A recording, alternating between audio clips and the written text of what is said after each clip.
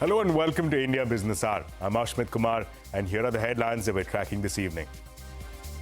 It's Judgment Day in the tariff war. US President Donald Trump all set to unveil a plan to impose tariffs on key trading partners, which is likely to include India. Wall Street opens with sharp cuts. Special coverage on CNBC-TV18 starts at 11 p.m. India has made a far-reaching offer to the US to reduce tariffs. Government sources say talks were held on sensitive issues like agri-tariffs and quality control orders. New Delhi is hoping for a temporary reprieve even as authorities prepare to deal with all scenarios. India's crude oil imports from US in March rises 67% amidst tariff threats from President Trump. LNG imports from US also hit a record high in FY25. India has already cut tariffs on motorcycles and bourbon whiskey, among other goods. Bulls regain some lost ground after yesterday's sell-off. Sensex and Nifty gain 1%. Mid-caps outperform. Real estate and consumer stocks lead the rebound. India's 10-year sovereign bond rally after RBI's 80,000 crore rupee purchase plan. Yields drop below 6.5%, the lowest level seen in the last 3 years. More than 43% of companies that went public in FY25 are trading below the IPO price. Most of the gains were wiped out in the second half of the fiscal, souring sentiment in the primary markets. A fresh twist in the trademark dispute between the warring Lodha brothers. Abhishek Lodha of Macrotech Developers accuses his younger brother Abhinandan Lodha of forging documents to use the Lodha trademark. Abhinandan Lodha denies the charges. The government tables the Waqf Amendment Bill in the Lok Sabha. The new bill, among others, proposes that land cannot be considered as Waqf property simply because it has been used as such over time. Government says there will be no interference in Muslims' religious matters. The Congress argues that the bill is a bait to defame and disenfranchise minorities. Indian Army says Pakistani troops intruded across the line of control and indulged in ceasefire violations. Adds that Indian soldiers responded effectively. Indian forces are still engaged in a lengthy operation against suspected militants in Kathua district for the last 11 days. Israel expands its ground offensive in Gaza, announces a plan to seize large areas amidst fears of a famine in the war-torn region. Forbes Rich List shows a record 3,087 billionaires own a net worth of more than $16 trillion. This is more than the GDP of all countries barring US and China. Elon Musk, Mark Zuckerberg and Jeff Bezos top the global list. Mukesh Ambani tops the list in India, followed by Gautam Adani. Well, here's the big story this evening. It's Judgment Day in the tariff war, and markets across the world are awaiting Trump's announcement on reciprocal tariff measures with a bated breath. Now, Wall Street has opened with sharp cuts as tariffs continue to roil the markets. Back home, the bulls regained some lost ground after yesterday's sell-off.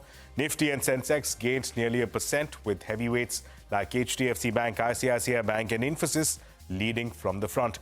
Broader markets, meanwhile, did better than the blue chips. Meanwhile, Asian markets were largely flat as caution prevailed ahead of the tariff announcements.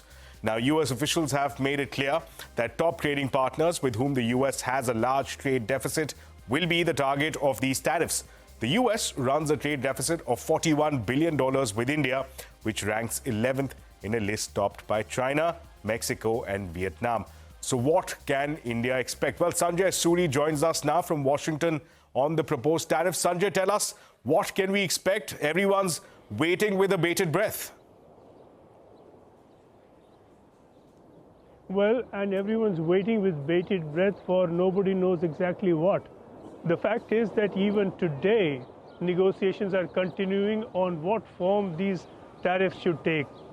On Tuesday, the eve of this great announcement on Liberation Day that we've been told, we still had no clarity on what tariffs would be applied and what model of tariffs would be applied.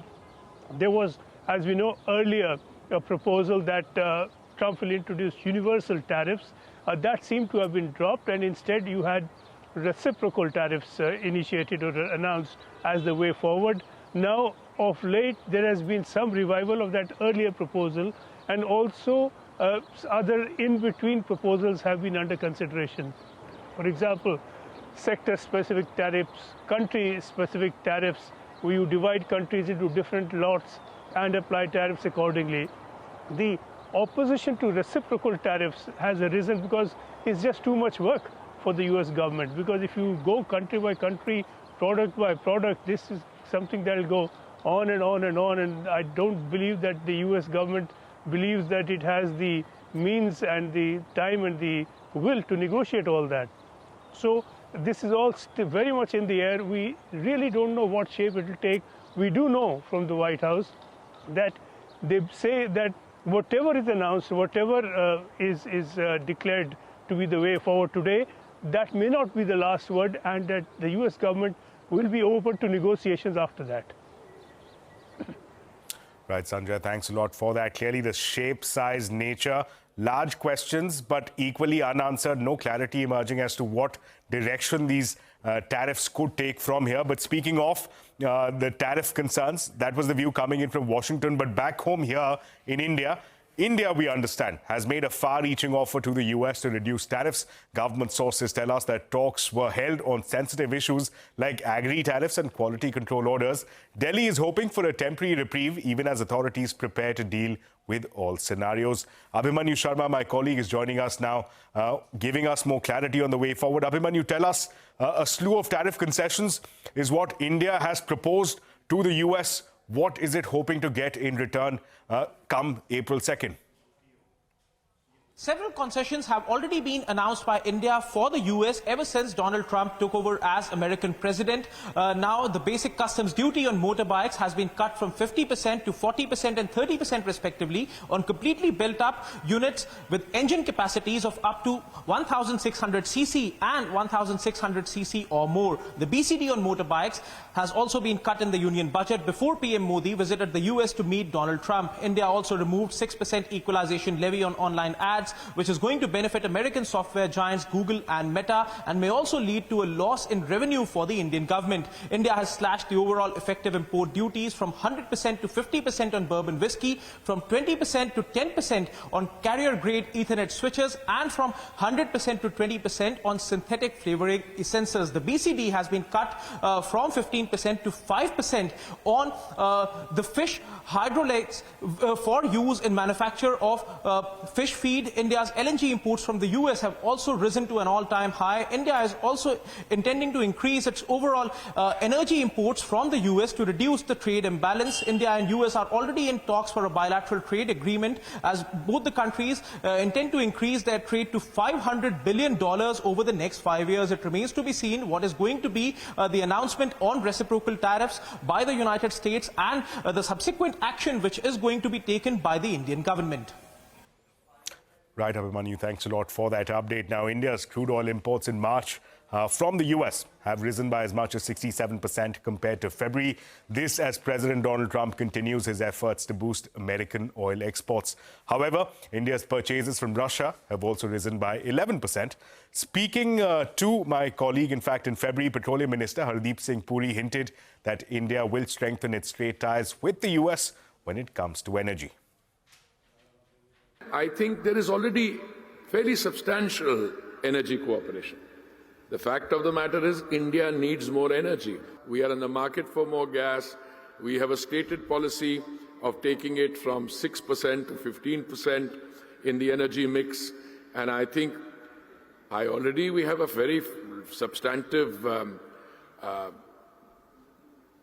relationship with the United States, mostly on gas. I see definitely those quantities being addressed for increase.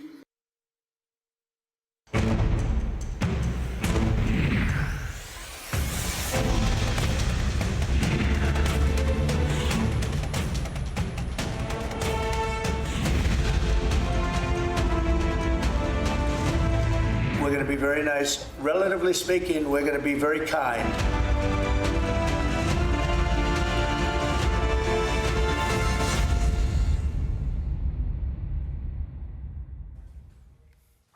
Now, meanwhile, India's factory output has risen to an 8-month high in March, according to data released by HSBC and compiled by S&P Global Manufacturing.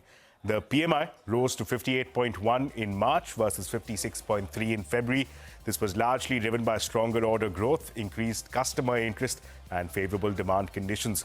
Remember, a reading above 50 denotes an expansion, while a reading below 50 denotes a contraction. Now, the government has collected dividend worth over 74,000 crore rupees from public sector units in FY25. This is the highest figure the government has received so far. The dividend mop-up was up 16% from a year before and almost 35% higher than the revised estimate for FY25. Coal India and ONGC were the top dividend payers, worth over 10,000 crore rupees each. This was followed by Indian Oil, Power Grid and NTPC. And the total number of pending cases against SEBI orders at the Securities Appellate Tribunal has surged over 50% in 2024. According to the Finance Ministry, cases pending for adjudication has grown to 1,121 cases in 2024 versus 736 in 2023. And FY25 witnessed 78 companies listing on the bourses, collectively raising over 1.6 lakh crore rupees. However, out of this, nearly half of the listings ended the fiscal year below their issue price. Out of the total of 79 listings, 34 IPOs are currently trading below the IPO price. And the Reserve Bank of India has appointed Poonam Gupta as the new Deputy Governor for 3 years. Gupta is currently the Director General of the National Council of Applied Economic Research. She is also the member of the Economic Advisory Council to the Prime Minister. Gupta will replace former RBI Deputy Governor Michael Patra, who retired on 14th of January. Her appointment comes just 5 days before the next monetary policy meeting, which kicks off on Monday. And the government has appointed Siva Subramanian Ramanan as the new chairperson of the Pension Fund Regulatory and Development Authority. The Appointments Committee of the Cabinet has approved his appointment for a tenure of 5 years. Raman currently serves as the Deputy CAG. He is also the Chief Technology Officer at the CAG. The Indian government is facing a liability of more than 1 trillion rupees for outstanding sovereign gold bonds at current prices. In a reply to Parliament, the government revealed that outstanding sovereign gold bonds have underlying gold of 130 tons. Manisha Gupta is here to explain the issues surrounding the gold bonds and why the government pulled the plug. Manisha. Well, yes, sovereign gold bonds are garnering a lot of interest and attention, and that is because the investors who put money in stand to earn handsome profits. But on the other side, for government, what they raised vis-a-vis what they have to pay out, there's a huge difference therein. As on 20th of March 2025, the Finance Ministry, in a written reply to Parliament, did say that the outstanding value on issue price of 130 tons stands at 67,322 crores. Well, interestingly, the government has raised a total of around 72,274 crores from 67 sovereign gold bond tranches for 146.96 tons therein. Well, 67 tranches were initiated. Of that, 7 have been redeemed and 60 remain. Also, the first tranche was introduced in November 2015, the last one in Feb 2024, and the last redemption will come in Feb 2032 therein. Also, importantly to understand is that 146.96 tons was issued. Of that, 16.96 has been redeemed, so 130 tons now remains.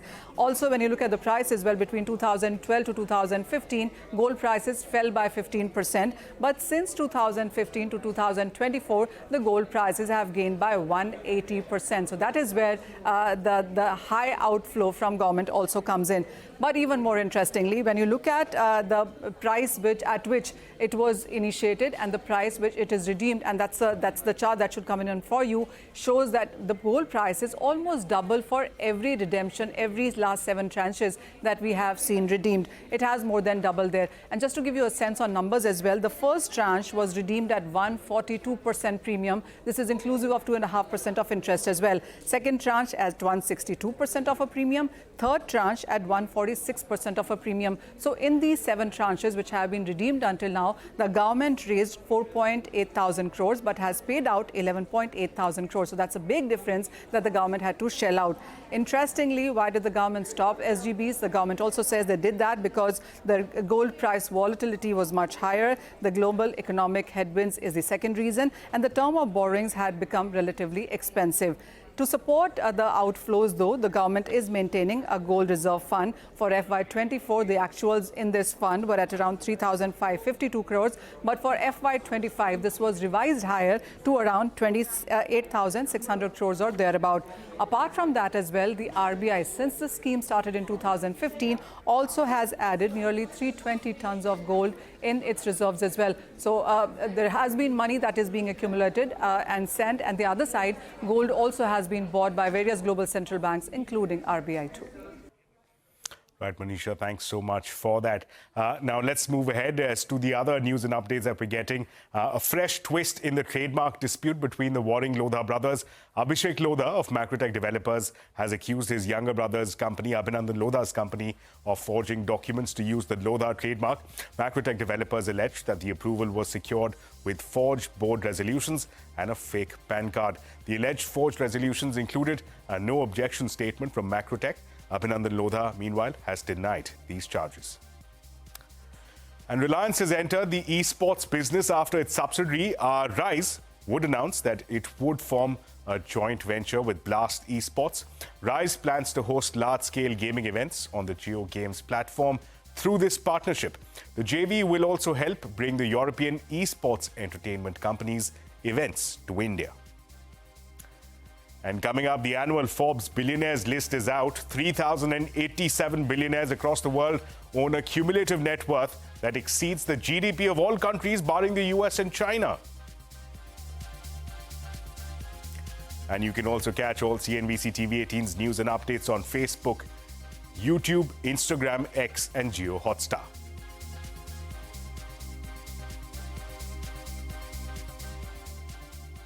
The law governing Waqf land is set to undergo a sea change. The centre has introduced the Unified Waqf Management, Empowerment, Efficiency and Development Act.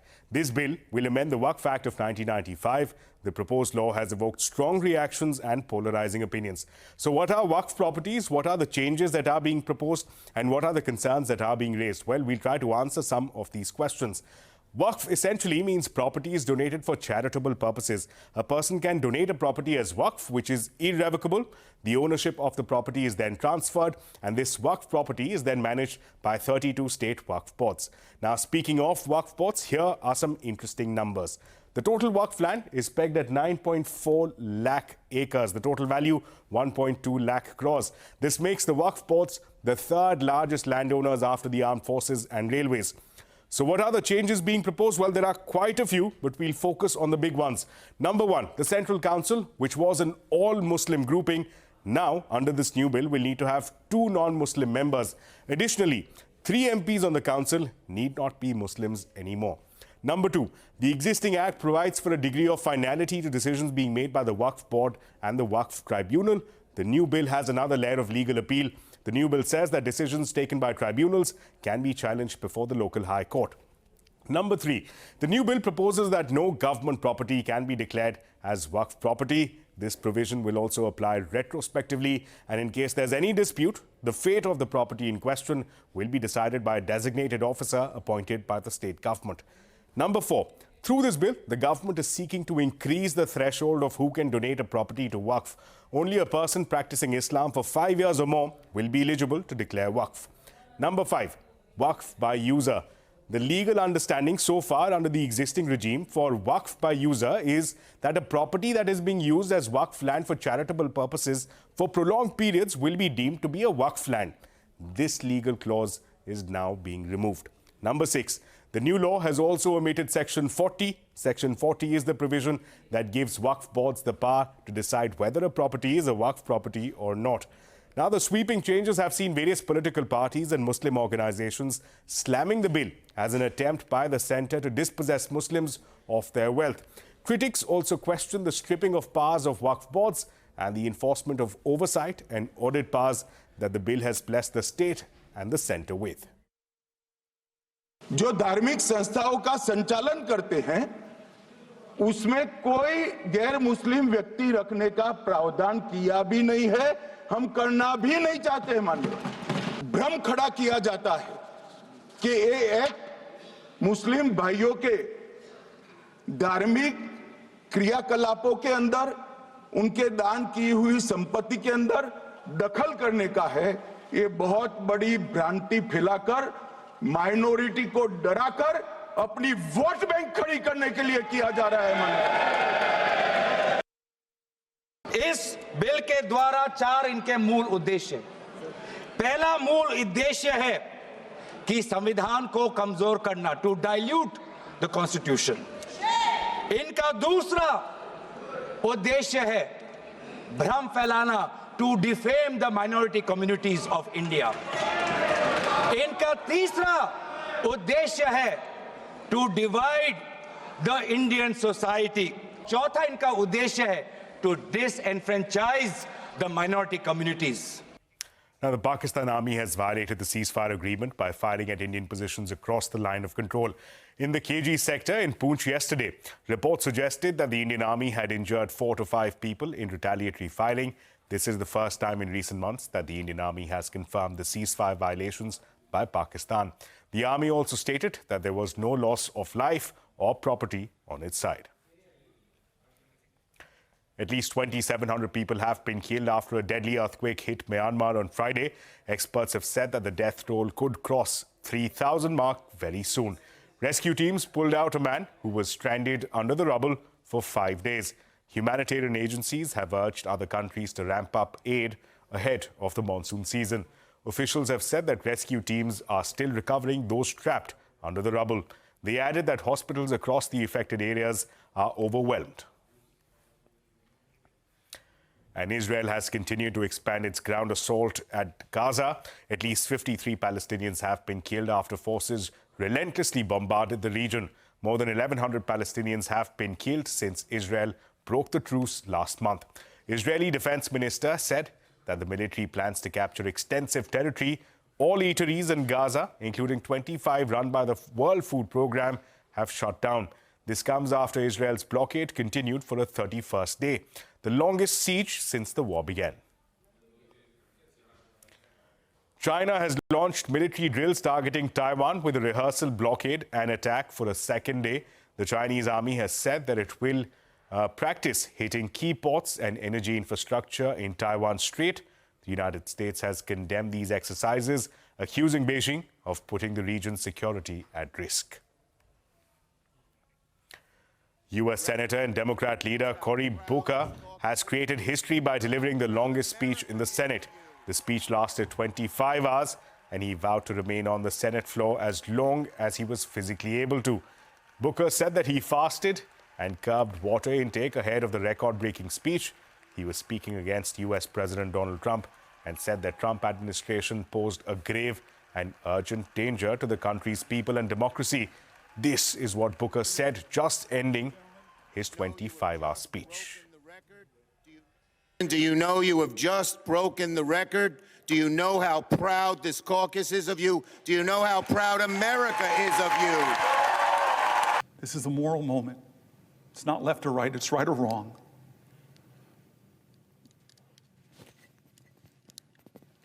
Let's get in good trouble. My friend, Madam President, I yield the floor. Well, the annual Forbes Billionaires List is here, and the world's richy rich continue to break records. Arundhati Ramanan has the details with us. Over 3,000 entrepreneurs, investors and heirs have made it to the Forbes list of billionaires in 2025. That's 247 more than last year. Not only are there more of them, but they're richer than ever. The billionaires on the list are worth $16.1 trillion in total, up nearly $2 trillion over 2024. Their total net worth is more than the GDP of every country in the world besides the US and China. The US, with a record 902 billionaire citizens, continues to boast more billionaires than anywhere else on the planet. China, with 516, remains second, and India, with 205, still ranks third, which is 5 more billionaires than we had last year, but not a single Indian has a net worth of over $100 billion. So who's on the list? The richest man in the world is Elon Musk with a net worth of $342 billion, followed by Mark Zuckerberg with $216 billion and Jeff Bezos with a net worth of $215 billion. There are only 3 people in the world with a net worth of $200 billion. Oracle's Larry Ellison, Louis Vuitton's Bernard Arnault, and legendary investor Warren Buffett round up the top 6 in the world. There are 15 billionaires with a net worth of more than $100 billion.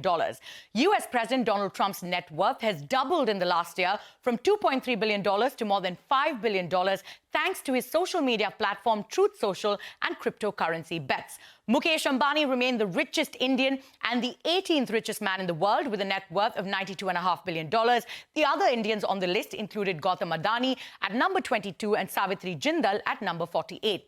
Shiv Nadar was at the 51st position with a net worth of $34.5 billion, Dilip Shangvi at number 79 with a net worth of $24.9 billion, and Cyrus Poonawalla at number 86. Only 13.4% of the billionaires on the Forbes list are women. There are 2,681 male billionaires and only 406 female billionaires. Now, British luxury fashion house Vivienne Westwood held its first ever fashion show in India at the iconic Gateway of India in Mumbai yesterday. This landmark event showcased a sustainable capsule collection blending the brand's avant-garde style with India's rich hand-woven fabrics. Zena Baria dropped in to check why India's booming luxury market is attracting global brands.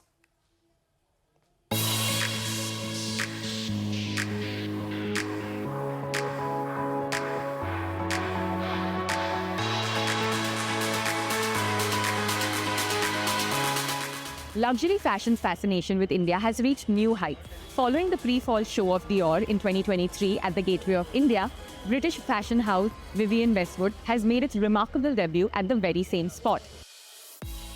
The show featured a selection of brands' Spring-Summer 2025 looks and archival pieces. The highlight, however, is a capsule collection of around 20 to 25 pieces created with Indian textiles and fabrics such as khadi and chanderi.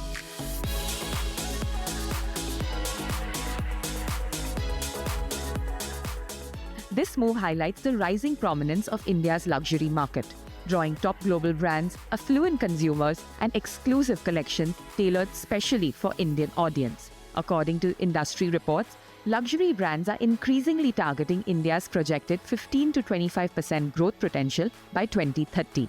In Mumbai, Zenia Baria. Well, with that, it's a wrap on this edition of India Business Hour. Thank you so much for watching. News and updates will continue right here on CNBC-TV18.